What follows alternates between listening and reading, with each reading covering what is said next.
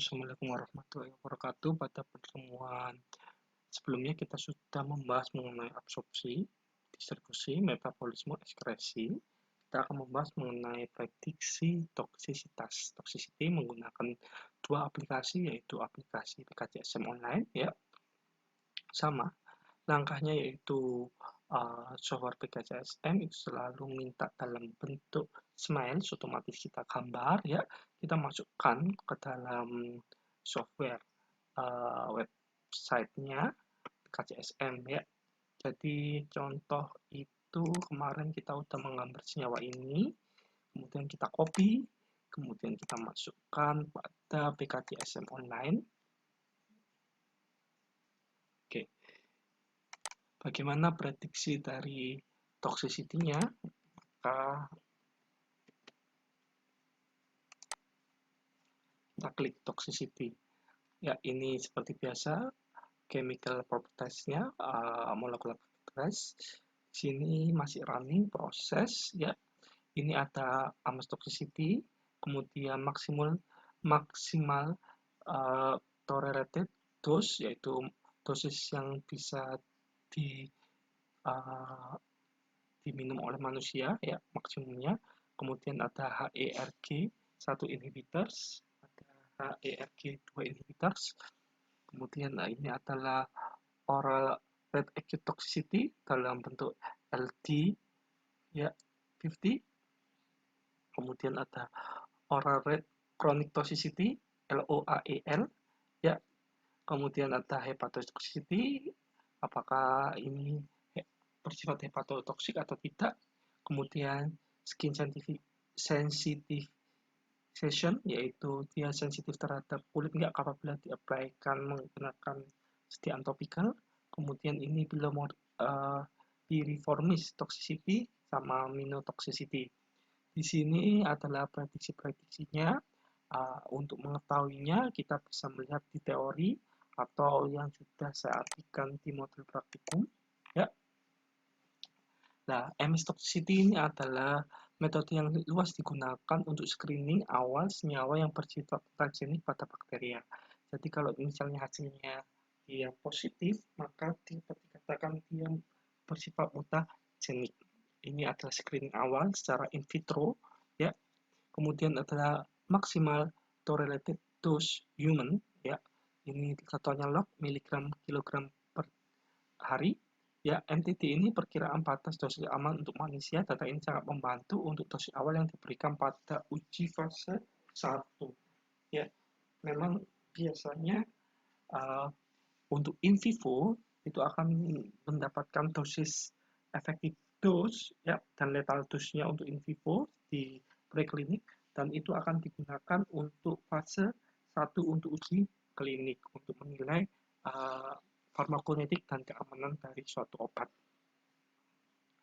Kemudian untuk dikatakan dia rendah apabila kurang dari sama dengan 0,477, ya, atau 3 mg per kilogram daily, ya. Dikatakan tinggi apabila dia lebih dari 0,477, ya, atau lebih dari 3 mg kilogram per hari, ya, seperti itu. Kemudian HEGR adalah human ether agogo, ya, hambatan terhadap kanal kalium yang dikode pada HEGR12 inhibitor dapat menyebabkan long QT syndrome yang berdampak pada fatal ventricular arrhythmia, ya. Banyak obat kadang-kadang kita harus tahu ke jantungnya seperti apa. Ini untuk toksisitas ke jantung, ya. Kemudian oral red acute toxicity, ini adalah prediksinya LD50 pada tikus. LD50 adalah dosis obat yang diberikan per oral yang menyebabkan kematian 50% dari populasi tikus. Semakin rendah LD, maka zat semakin toksik. Kemudian oral red acute toxicity, ya, ini lebih ke arah tadi kan acute, ya, yang satunya bukan acute, ya, kronik, ya, chronic toxicity ini, ya. Ini adalah kronik itu pada jangka panjang.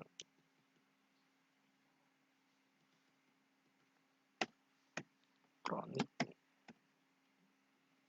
Kemudian hepatosisik adalah prediksi zat kimia menginduksi terjadinya kerusakan HEPA.